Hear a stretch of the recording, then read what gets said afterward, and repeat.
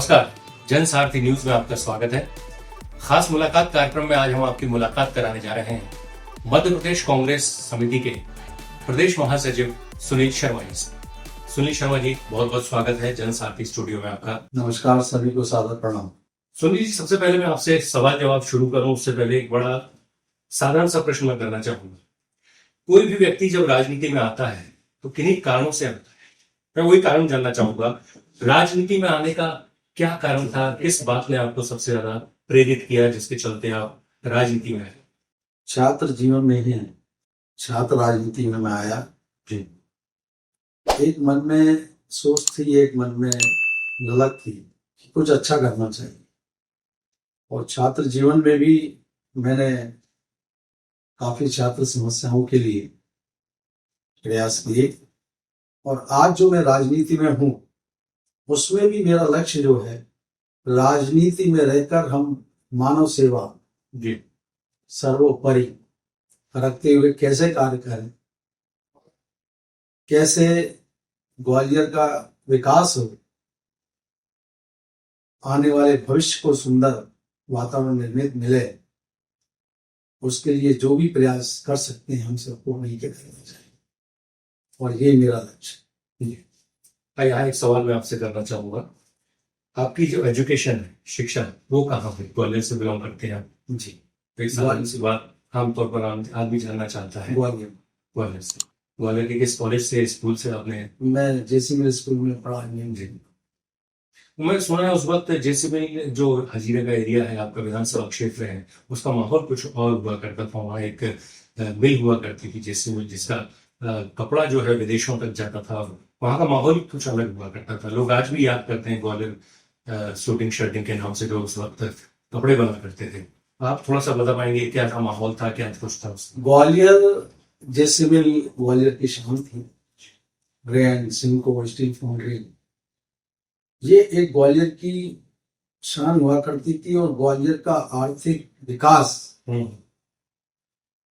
ये एक माने धुरी, आर्थिक रीढ़ कह सकते हैं, रीढ़ की हड्डी अपन कहें तो थी। और उस समय का जो मुझे कार्यकाल याद आता है, वो स्वर्णिम ग्वालियर का कार्यकाल रहा। लेकिन धीरे धीरे धीरे जिस तरीके से वो मिल बंद हुई, और जिस तरीके से बेरोजगारी फैली, आदमी के सामने बड़ा आर्थिक संकट गहराया, वो बहुत ही दुखद रहा। क्या लगता है आपको, जेसी मिल के बंद होने के पीछे भी कुछ राजनीतिक कारण थे? कुछ? बिल्कुल 100%। क्या क्या रीजन? जेसी मिल का जो जिस तरीके से जेसी मिल को उस समय बंद होने से बचाने के लिए जो मैं मानता हूं कि सार्थक प्रयास होना चाहिए थे, वो सार्थक प्रयास नहीं हुए। लेकिन वो दौर कांग्रेस का दौर हुआ करता था। मैं मध्य प्रदेश में कांग्रेस की सरकार थी। नहीं, उस समय सुंदरलाल पटवारी जी की सरकार थी जब इस जेसी मिल को बंद करने की घोषणा हुई थी। लेकिन उसके बाद तो फिर कहीं ना कहीं कांग्रेस आई। उसके बाद कांग्रेस की सरकार आई, काफी प्रयास उस समय हुए। लेकिन ये मान के चलता हूं कि आज लगभग 28 वर्ष हो चुके हैं, 28 या 30 वर्ष के करीब लगभग हो चुके हैं, और आज भी जेसी मिल मजदूर का पैसा न मिलने, तो लगभग आधे से के आसपास मजदूर की मृत्यु हो चुकी है। तो ये बहुत बड़ा प्रश्न चिन्ह है, शासन, प्रशासन और राजनीति क्यों नहीं, कि आखिर तारीख पे तारीख, तारीख पे तारीख, उसके बाद भी न्याय नहीं मिलना जेसी मिल मजदूर को, ये सभी के ऊपर बहुत बड़ा प्रश्न चिन्ह है। और मैं ये मान के चलता हूँ कि ये बहुत बड़ी विफलता है सभी सरकारों में। मैं तो ये मान के चलता हूं कि क्योंकि कांग्रेस की सरकार तो उस समय जब रही तो मुझे याद है कि काफी प्रयास किया गया, लेकिन आज लगभग 20 वर्ष हो चुके हैं। 20 वर्ष का समय बहुत बड़ा होता है, लेकिन आज भी अगर उस मजदूर का पैसा नहीं मिल पा रहा, तो मैं देखता हूँ चुनाव आता है, शिवराज सिंह जी आते हैं, घोषणा करते हैं, और जेसी मिल का मजदूर निहारता है कि अब हमारे साथ न्याय होगा, लेकिन बस चुनाव खत्म, सबने अपना अपना स्वार्थ हल किया, चल दिए, और जेसी मिल का मजदूर आज भी चौराहे पे। सुनील जी, जब आप राजनीति में प्रवेश कर रहे थे, आपने कॉलेज टाइम में बता रहे हैं अपने राजनीति में प्रवेश करेंगे, तो उस समय कोई हस्ती रही होगी जिससे सबसे ज्यादा प्रभावित रहे होंगे, जो लगता होगा कि इस व्यक्ति के विचार मुझे प्रभावित कर रहे हैं, मुझे राजनीति में आना चाहिए और जो काम ये कर रहा है उसको आगे बढ़ाने के लिए मैं उनके साथ जुड़ गया? कौन सी हस्ती? देखिए, ये तो उस समय का जो दौर था, इंदिरा जी का दौर था, राजीव जी का दौर था जी। और आज लोग राजीव जी को याद करते हैं, इंदिरा जी को याद करते हैं। आप सोच देखिए, इंदिरा जी की उन्होंने ये भाप लिया था कि आने वाला समय हमारे देश के लिए जनसंख्या के रूप में काफी बड़ी विस्फोटक स्थिति है। और आज आप देखिए कि चाइना से ज्यादा हम निकल गए। हमारा देखिए संसाधन उस तरीके से बढ़ नहीं पा रहे हैं। आज चाइना से ज्यादा जनसंख्या होने का मतलब यह है कि हमारे सामने बहुत बड़ी चुनौती है। और मुझे याद है कि स्वर्गीय इंदिरा गांधी जी ने उस समय कहा था, हम दो हमारे दो। बिल्कुल। और मुझे याद है कि उस समय एक दौर चला था कि लोगों को प्रेरित करने का, जनसंख्या कंट्रोल की गई। और मुझे ये भी याद है कि ये आज जो भाजपा है या जनता पार्टी जो भी रही, इन्होंने किस तरीके से उस पर विरोध किया था। और आज वही लोग जब बात करते हैं जनसंख्या नियंत्रण की बात करते हैं, तो मुझे कभी कभी हंसी आती है। वाह राजनीति वाह! अगर उन्हीं प्रयासों को अगर हमने अमूल धरातल पर प्रयास किए होते तो आज जो विस्फोटक संख्या है, जनसंख्या हमारी हो गई है कि नहीं। आखिरकार भाई, जमीन कोई रबड़ का टुकड़ा नहीं है, इसको खींच के आप बढ़ा दोगे। आज संसाधन हमारे सीमित हैं। आज बेरोजगारी चरम सीमा पर है, महंगाई चरम सीमा पर है, आर्थिक संकट चरम सीमा पर है। आखिर इसका दोष किसको जाता है? मेरा ये कहना है कि आज स्वर्गीय राजीव जी ने जब दूरसंचार क्रांति की बात की थी, और मुझे याद है कि उन्होंने स्वयं पित्रा जी को आगे किया था, तब ये भाजपा शासन ने बहुत हाय तौबा मचाई और ये कहा था कि ये राजीव जी देश को बर्बाद कर देंगे। आज हम जो मोबाइल, कंप्यूटर, ये सब आईटी क्षेत्र के अंदर जो हमारे लड़के देश में नहीं विदेश में तरक्की कर रहे हैं, ये सब राजीव जी की देन है। तो ये मैं कहना चाहता हूं कि आज ये जो अच्छे लोग थे, इन्होंने देश को दे। तो सबसे ज्यादा राजीव जी से प्रभावित है। बिल्कुल, राजीव जी। और सिंधिया जी आपके गुरु माने जाते हैं।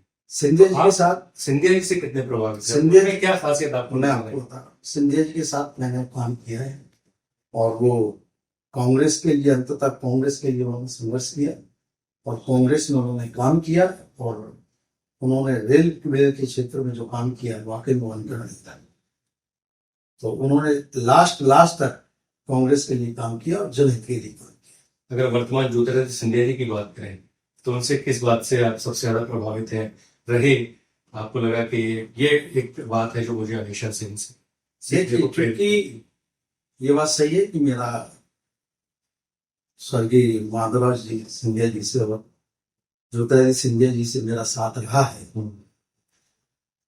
लेकिन जो वर्तमान परिदृश्य में, तो इस वर्तमान परिदृश्य से थोड़ा पीछे चले जाए, जब आप उनके साथ थे तब किन बातों से आप प्रभावित थे? नहीं, मेरे को ये लगता था, मेरे को नहीं, सभी को लगता था, वो मानते भी थे कि वो एक अच्छा कार्य करेंगे। अच्छा कार्य किया भी उन्होंने, ऐसा नहीं कोई सारे कार्य जो उन्होंने पहले किए वो खराब किए।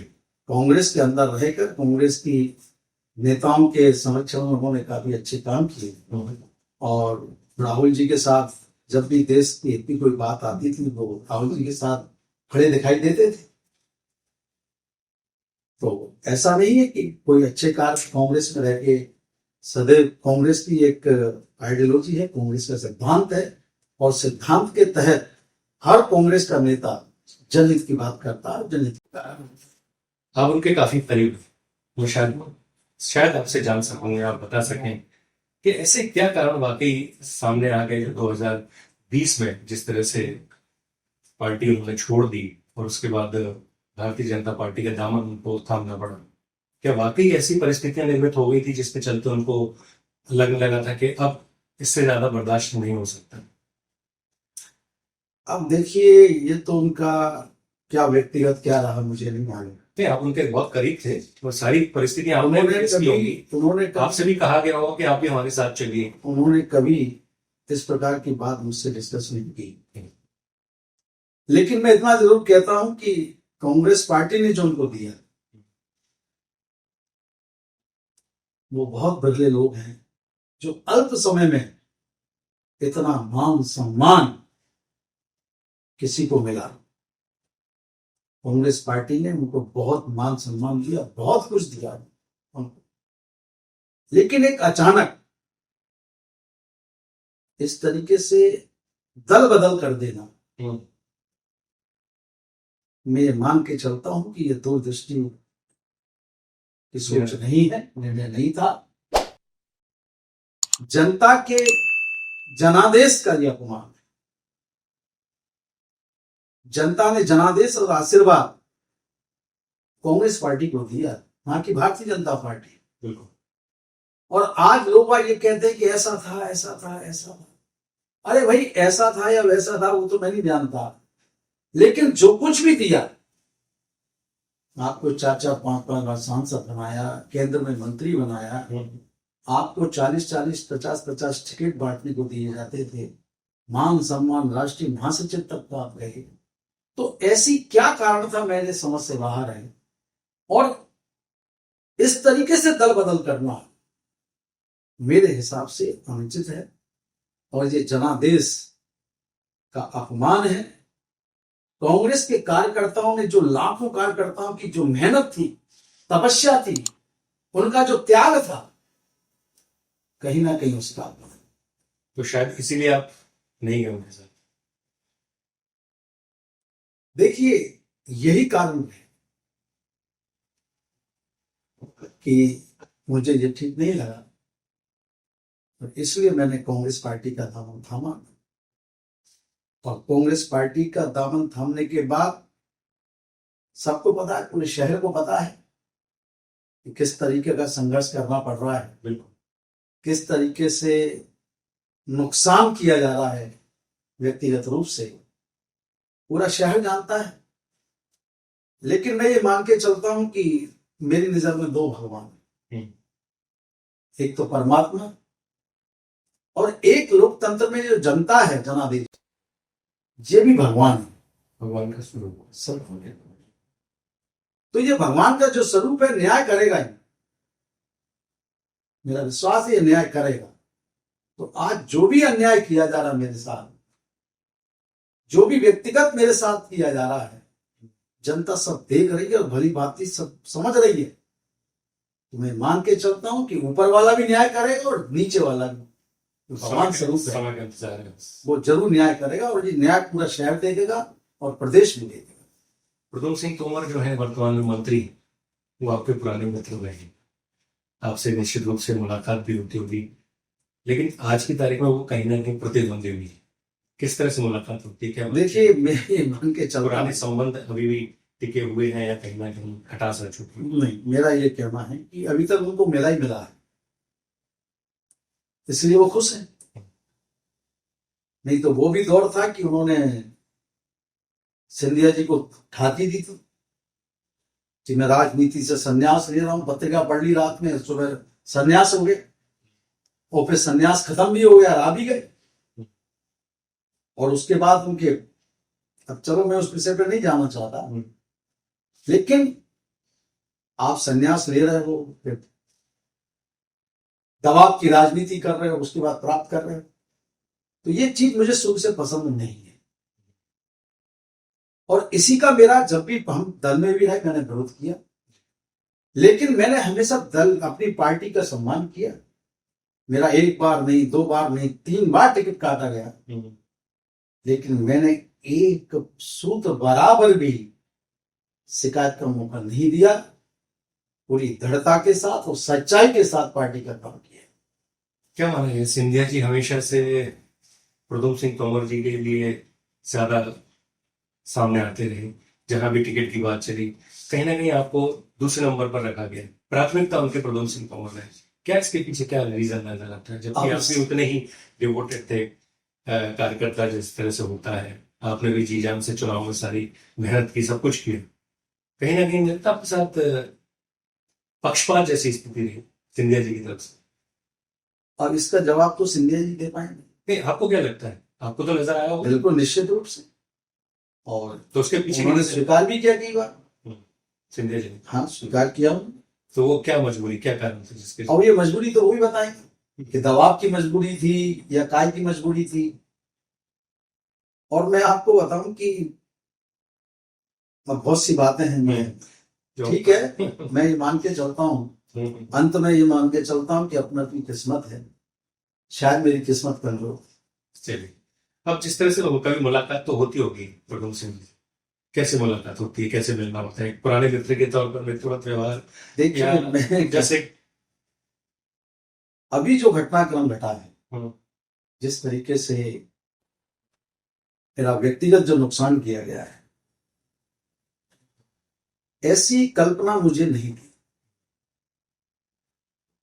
कि इतने नीचे स्तर तक जाकर भी राजनीति होगी। लेकिन मैंने कहा ना, ठीक है, आज आपका दौर है, लेकिन इतना याद रखना चाहिए सदैव जीवन में सभी को कि सुई 12 के बाद 6 पर भी आती है और 6 के बाद 12 पर भी जाती है।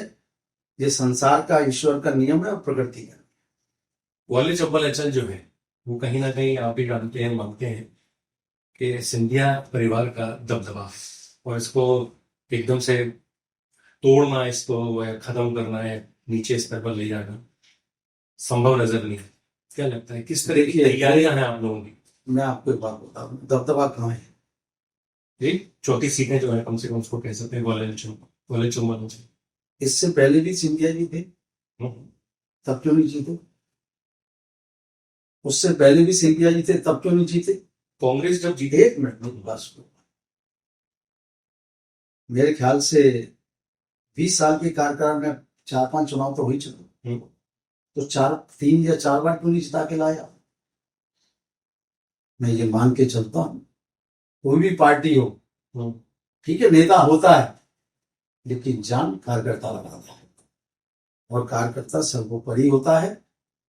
कार्यकर्ता मेहनत करता है तो पार्टी और नेता दोनों का नाम होता है, लेकिन असली मेहनत कार्यकर्ता की होती है। और ये कांग्रेस के कार्यकर्ता की देन थी, त्याग, तपस्या और मेहनत थी कि सरकार कांग्रेस की बनी।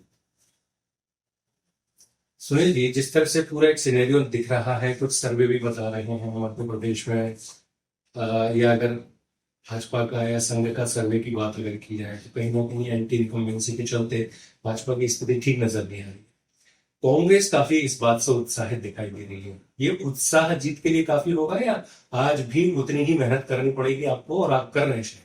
देखिए, आदरणीय कमलनाथ जी से लेकर प्रदेश के सारे नेता, दिग्विजय सिंह जी, राहुल सिंह जी, सुरेश पचौड़ी जी, एक एक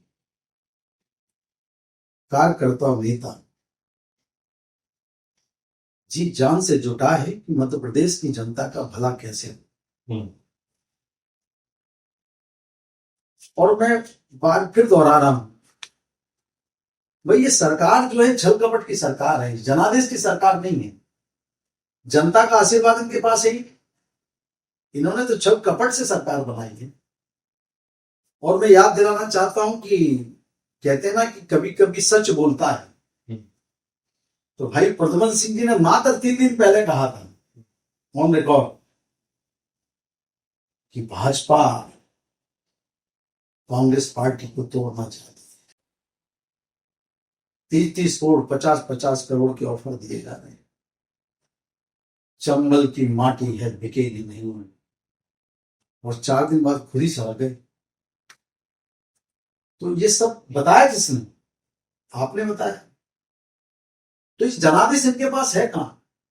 जनादेश तो कांग्रेस पार्टी के पास है, आशीर्वाद जनता का कांग्रेस पार्टी के पास है। और आज भी जनादेश तो कांग्रेस पार्टी के पास है, इनके पास धनादेश है, जनादेश नहीं है। अब बात आती है आपके विधानसभा क्षेत्र, भी जानना चाहूंगा कि यहाँ पे जो प्रमुख समस्याएं हैं जिनके लिए आप लड़ाई लड़ रहे हैं वो क्या है? देखिए, मैं आपको याद दिलाता हूँ,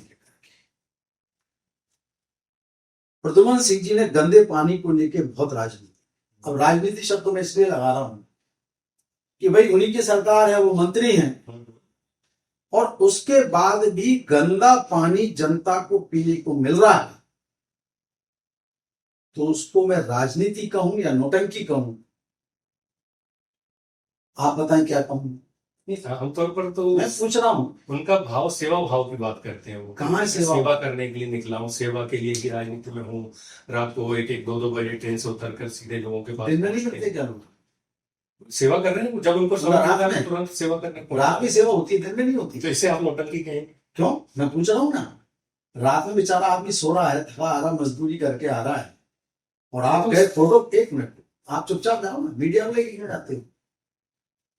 अगर आपका सेवा भाव है तो वो सेवा भाव नहीं है, वो हेड भाव है कि देखो मैं, मीडिया जा रही है, ये जा रही है, वो जा रही है, और रात में खटखटा रहा हूं। अरे भैया, दिन में जाओ, रात में बेचारा थका सो जगा के आओ।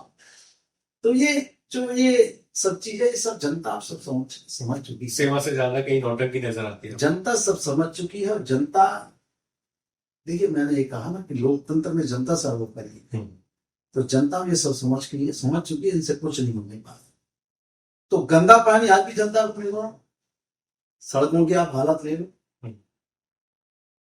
कहीं बनी है तो उसकी इतनी अनियमितता है कि उसमें भ्रष्टाचार की बू आ रही है, ठेकेदार 38 नंबर बंगले पे देखे जाते हैं। तो आखिरकार ये जो कष्ट हो रहा है, आज सतपथा आश्रम वाली लोग देख लो आप क्या हालत, रोड बन रही है उसका कोई पैमाना नहीं है, मकानों को बिल्कुल नीचे करते चले जा रहे हो, रोड को ऊंचा करते चले जा रहे हो, क्या है ये?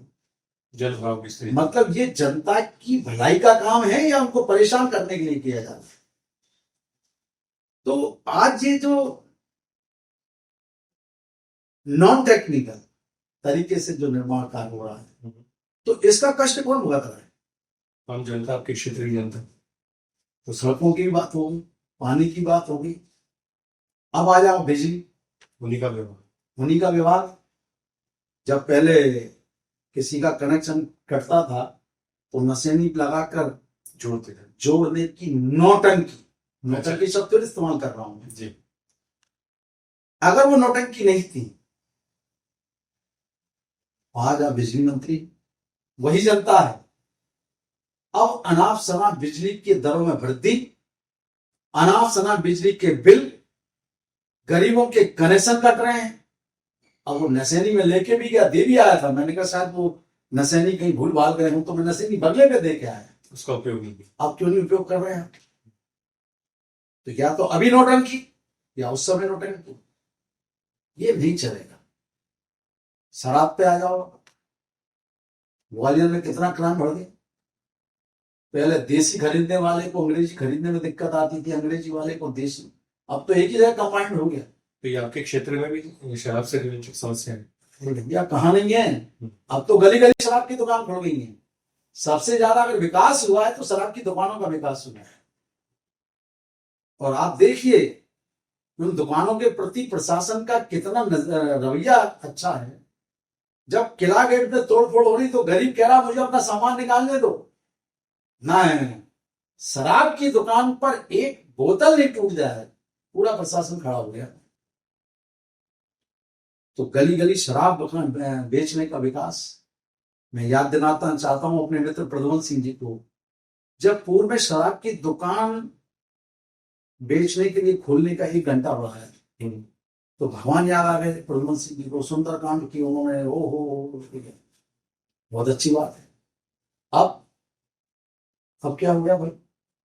तो ये सिर्फ सत्ता प्राप्त करने के लिए जनता की भावनाओं से जो खिलवाड़ किया गया है, और अगर खिलवाड़ नहीं है तो प्रद्युमन सिंह जी मैं आमंत्रित करता हूं कि ग्वालियर विधानसभा में जिस तरीके से सेवा नगर की आप हालत देख लो, बीच बस्ती के अंदर शराब की दुकान खोल दी गई, रोज मेरी बच्चियां निकलती हैं, बहन बेटियां निकलती हैं, उनके साथ अभद्रता होती है। यानी कि रोजगार है नहीं, व्यवसाय है नहीं, महंगाई अनाप शनाप है, अगर सुलभ है तो शराब है कि पियो और बेहोश हो जाओ। तो इसका मतलब जैसे ही आप अगर चुनाव जीतते हैं, विधायक बनते हैं और बाई चांस जैसा कि देखने में आ रहा है कांग्रेस की सरकार बनती है, तो जो समस्या वर्तमान में है वो पूरी तरह से समाप्त हो जाएगी आपके जीतने के बाद, विधायक बनने के बाद। ये आश्वासन शायद आप देना चाह रहे हैं या? देखिए, मैं उन नेताओं में नहीं हूं कि आज कुछ भी कह दूं। हाँ, मेरा सच्चे मन से प्रयास जरूर होगा कि कुछ ऐसा करके जाऊं कि लोग मेरे जाने के बाद भी मुझे याद करें। आपको मैं एक उदाहरण देना चाहता हूं कि आज ग्वालियर में बहुत नेता हैं, अपनी जेब से पानी के टैंकर घर घर पानी कौन पहुंचा रहा है।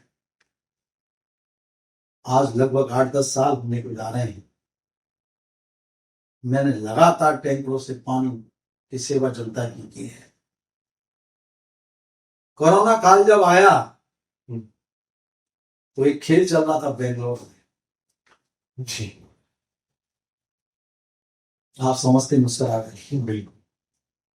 लेकिन उस समय ग्वालियर में सबसे पहली पोस्ट सुनील शर्मा ने डाली थी कि मैं किसी को भूखा नहीं रहने दूंगा।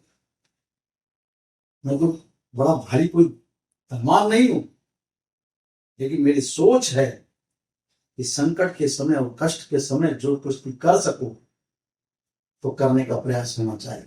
लोग कुछ अपने हित साधने में लगे थे, आप सेवा में लगे। वही मैं कह रहा हूं ना, कोरोना मशीन मैंने अपनी खुद की सैनिटाइजर मशीन बनाई, खुद की मैन्युफैक्चर करके। मैं नगर निगम की मशीन लेके नौटंकी नहीं कर रहा था कि किट पहन के नौटंकी कर दी, फोटो खिंचा ली। मैंने अपनी सैनिटाइजर मशीन बनाकर घर घर सैनिटाइजर कराया। मैंने सैनिटाइजर, मास्क, चलत रसोई वैन चलाई मैंने कि जिसको खाना खाना है अस्पताल अस्पताल जाओ, कि कोई अगर अटेंडर है तो कोई भूखा नहीं रह जाए। मैंने पूरा प्रयास किया कि जिस अस्पताल से आवाज आई उस अस्पताल में मैं दौड़ के पहुंचा। और मैं आपको बताऊं कि कई जगह तो मुझे ये कहा जाता था, क्या भाई साहब जिंदगी से प्यार नहीं है क्या, आप ऐसे ही चले आते हो दौड़ते ही। तो मैंने कहा भाई सब उसकी व्यवस्था है, जितनी चाबी भरी राम ने उतना चले कुछ ऐसा करते रहो कि यहाँ नहीं तो वहां नहीं मर जाएंगे। सोनी जी, इतनी सेवा के बावजूद क्या कारण रहे जिसके चलते उस वक्त के चुनाव में आपको हार का मुंह देखना पड़ा? देखिए, जिस प्रकार से आज का राजनीति का जो दौर है उसमें कहीं ना कहीं मैं अपने आप में झूठ में बोल नहीं पाता, धोखा मैं दे नहीं सकता, और जिस प्रकार से नाटक नौटंकी करना चाहिए वो मैं कर नहीं पाता जी। हाँ, मेरे मन में एक है कि सच्चाई के साथ जितना कर सको तो करो। लेकिन आज जी की जो राजनीति है, जिस प्रकार से उपचुनाव में आपने देखा किस प्रकार से सरकारी मशीनरी का दुरुपयोग हुआ, सरकारी संसाधनों में शराब बांटी जा रही थी। और ये मैं आरोप लगाऊं ये नहीं, ग्वालियर की जनता ने सब देखा है। मुझसे चुनाव में कहा गया कि भाई साहब यहाँ फलानी चीज बोल दो, यहाँ ये बोल दो। मैंने कहा भाई मैं वही बोल पाऊंगा जो मैं कर सकता हूं। और आज भी कई जगह उपचुनाव में नारियल फोड़े गए और वो जनता आज भी बुकार पूछ रही है कि कहाँ है मंदिर प्रबंधन समिति। ये मैं नहीं कर पाऊंगा, लेकिन मैं ये मान के चलता हूं कि ये लोकतंत्र का जो भगवान स्वरूप है जनता, ये थोड़ा समय जरूर लेती है लेकिन अंततः न्याय करती है और सत्य का साथ देती है। सुनील, जिस तरह से अभी आपने चर्चा में कहा भी कि ग्वालियर में स्पेशली भ्रष्टाचार की बात कही, आपके क्षेत्र में, विधानसभा क्षेत्र में भी जो प्रशासन ने मकान तोड़े लोगों को चौड़ीकरण के नाम पर, उसमें आप बता रहे हैं भ्रष्टाचार काफी बढ़ा। स्मार्ट सिटी के लिए भी आप कांग्रेस जो है वो सीबीआई जांच की मांग कर रही है। स्मार्ट सिटी में बहुत भ्रष्टाचार है। स्मार्ट सिटी है कहाँ?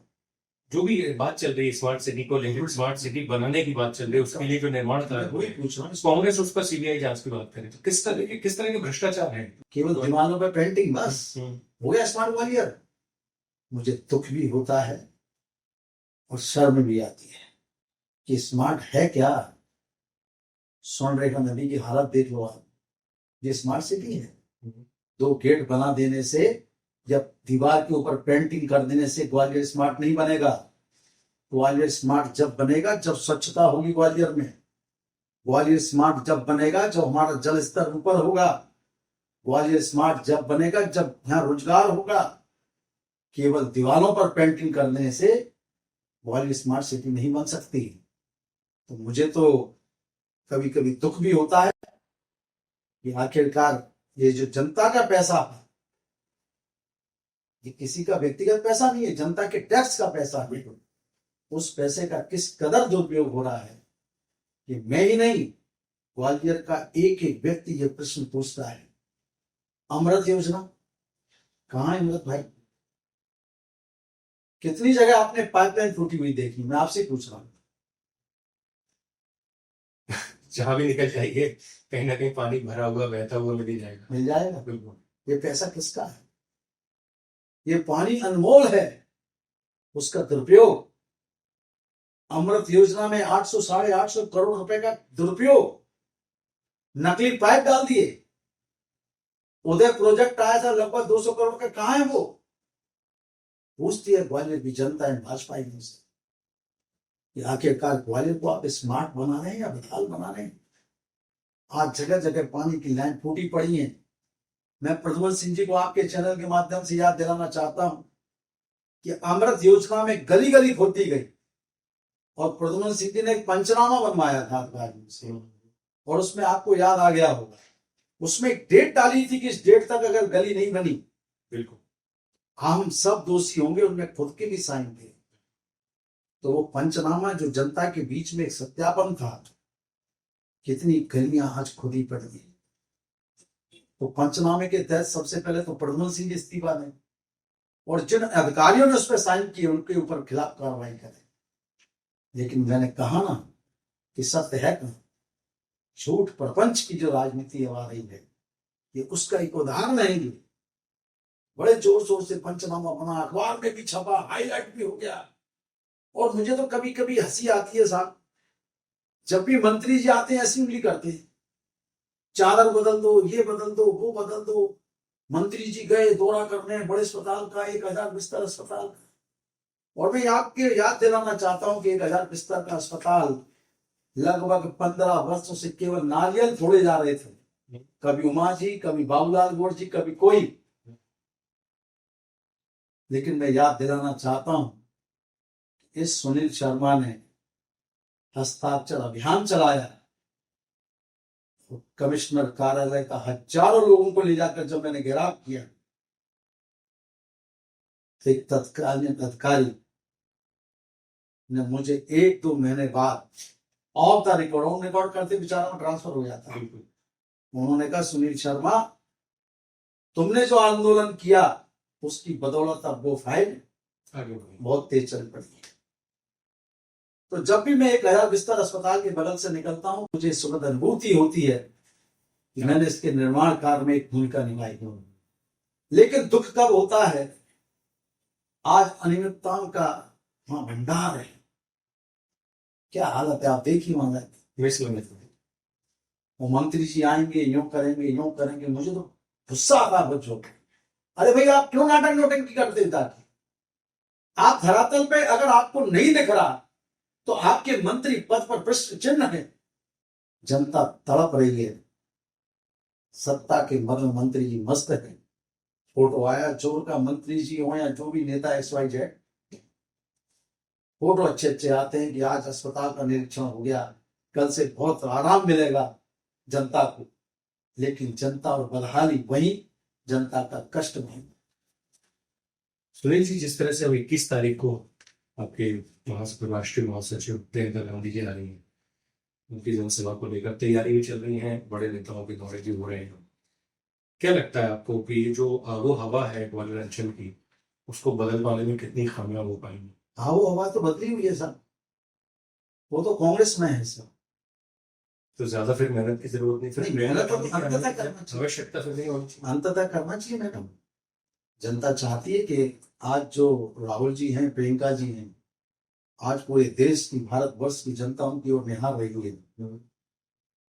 आज बेरोजगारी जिस हिसाब से है, मध्य प्रदेश के अंदर मेरी बहन बेटियों पर जो अत्याचार हो रहे हैं, आज आदिवासियों के संग जो अत्याचार हो रहा है, गरीब के साथ अत्याचार हो रहा है, छोटे व्यापारी के साथ अत्याचार हो रहा है, ठेले वाला, रिक्शे वाला, हर की आशा की करण अगर है तो कांग्रेस पार्टी और आदरणीय राहुल जी और प्रियंका जी, मल्लिकार्जुन खड़गे जी की तरफ आज देश का नौजवान, एक एक भारत देश का वासी उनकी ओर देख रहा है कि आज आप आए तो शायद उस तरक्की का रास्ता निकले, समस्याओं का हल हो। क्योंकि भाजपा ने जो दिया है, अच्छे दिन आएंगे, गायब हो गए, 15 लाख आएंगे, गायब हो गए, रोजगार मिलेगा 2 करोड़, लाखों में नहीं है, चारों तरफ झूठी झूठ, झूठी दूर, सिर्फ एक दिया है तो केवल अंधकार दिया है, और उस अंधकार में अगर उजेले की किरण कोई ला सकता है, और देश की जनता जो देख रही है, वो सोनिया जी, राहुल जी और प्रियंका जी और मल्लिकार्जुन खड़गे जी। ग्वालियर की जो चौथी सीट है, कितना प्रभाव देखते हैं आपके प्रियंका गांधी के आने के बाद? कितनी कांग्रेस की झोलियों में जाती दिखाई दी? मुझे तो ये लग रहा है कि जनता का जो आशीर्वाद और गुस्सा है, कि उसके आशीर्वाद का जो अपमान किया है, छल कपट के साथ जो सरकार बनाई है, वो अपमान किसका हुआ है? जनादेश का, जनता के निर्णय का, जनता के आशीर्वाद का। जनता उसका इस कदर बदला लेगी, जैसे कर्नाटक में जिनने दल बदल किया था, ऐसी झाड़ू लगाई है जनता ने, एक भी नहीं जीता और कम से कम 40-40 हजार वोटों से हारे हैं। इस बार चंबल संभाग की नहीं, पूरे प्रदेश की जनता न्याय करेगी और एकदम सफाया करेगी। आपने कर्नाटक की बात की, कर्नाटक में और मध्य प्रदेश में बहुत अंतर है, आपने देखा होगा। कर्नाटक मध्य में, प्रदेश की जनता, मैं पर पूरा प्रश्न कर दूंगा। कर्नाटक की जनता ने भ्रष्टाचार के खिलाफ बहुमत दिया, जनमत दिया कांग्रेस को, क्योंकि वहां कोई और ऑप्शन था नहीं। ऐसा नहीं लगता था कि कांग्रेस के अलावा कोई और जनता को भ्रष्टाचार से मुक्त कर सकते हैं। मध्य प्रदेश में लेकिन कहीं ना कहीं ये बात देखने को नहीं मिल पा रही है कि कांग्रेस जो पूरी तरह से भ्रष्टाचार से मुक्त कर देगी मध्य प्रदेश में। देखिए मैं आपको बताता हूं, कमलनाथ जी का जो छोटा सा कार्यकाल है, शुद्ध के लिए युद्ध। आज छोटा सा बच्चा कैंसर से पीड़ित हो रहा है। मैं पूछना चाहता हूं, प्रदेश की जनता से भी मेरा सवाल है, चंबल संभाग और ग्वालियर की जनता से सवाल है कि कमलनाथ जी की सरकार जब आई, लगातार नकली खोआ, नकली दूध, नकली घी के खिलाफ जबरदस्त कार्रवाई की, जेल में डाला उन लोगों को। अब क्या हो, बताइए अब क्या हो रहा है? सब कुछ शुद्ध है, सब कुछ शुद्ध है ना? तो ये जनता भी अब सब कुछ शुद्ध करने जा रही है, और ये भाजपा का जो है इसको सब। तो मतलब ये माना जाए कि आने वाले समय में कर्नाटक की तरह यहाँ भी कांग्रेस उससे जबरदस्त। भ्रष्टाचार के खिलाफ आपकी लड़ाई उस तरह से दिखाई नहीं दे रही है। कर्नाटक में जिस तरह से पूरा माहौल भ्रष्टाचार के खिलाफ बन गया था, मध्य प्रदेश में ऐसा माहौल दिखाई नहीं दे रहा। बिल्कुल जबरदस्त है, उससे भी जबरदस्त है। सब देख रहा है, सब दिख रहा है, लोग बोल रहे हैं, जन जन की आवाज है। जो इतना भी डेंटिंग पेंटिंग की जा रही है, कुछ नहीं होने वाला इससे। जाने कितनी घोषणाएं उनको, मुख्यमंत्री जी को खुद को याद नहीं। और मुख्यमंत्री जी ने तो एक बात और कही थी, मुझे अभी याद आ गया। दोनों मुझे कहीं ना कहीं सेम टू सेम लगते हैं, मुख्यमंत्री जी और मंत्री जी। 200 रुपए से ज्यादा किसी का बिजली का बिल आए तो भरना मत, शिवराज जोड़ने आए, भाजपा के नेता जोड़ने आए। मैं गलत तो नहीं कह रहा? और मंत्री जी नशेनी लगा के जोड़ते थे। अब दोनों का ही कार्यकाल है और जनता, गरीब के घर लगातार अंधेरा हो रहा है, दोनों चुप हैं, एक मुख्यमंत्री एक मंत्री। तो जनता ये सब देख रही है और जनता इसका हिसाब भी लेगी। सुनील जी, कर्नाटक की तो बात दूसरी थी।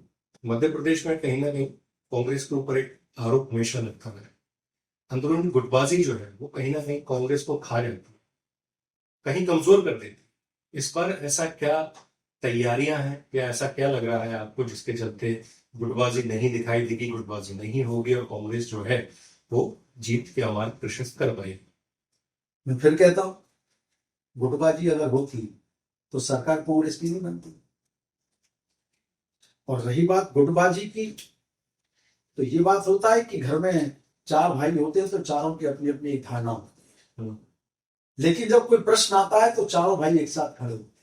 देखिए, यहाँ कई बार समस्या यही आ रही सर, सबके सब इकट्ठे एकजुट नजर नहीं आते। ऐसा नहीं है। किसी कांग्रेस राष्ट्रीय स्तर के मंत्री के सामने, राष्ट्रीय स्तर के नेता के सामने जरूर आप लोग एकजुट दिखाई दें, लेकिन उनके जाते ही फिर वो गुटबाजी दिखाई देने लगती। नहीं, ऐसा नहीं। रिसेंटली कुछ घटनाएं हुई हैं, जिक्र नहीं करना चाहूंगा। देखिए, छोटी मोटी घटनाएं, मैंने कहा जब घर में 4 बर्तन होते हैं तो थोड़ी बहुत आवाज आती है, लेकिन अंततः कांग्रेस का एक एक कार्यकर्ता और एक एक नेता एक है, एकजुट है कि जनता की भलाई के लिए क्या किया जाए, उसके लिए सब एकजुट है। इससे उभर पाएंगे गुटबाजी से?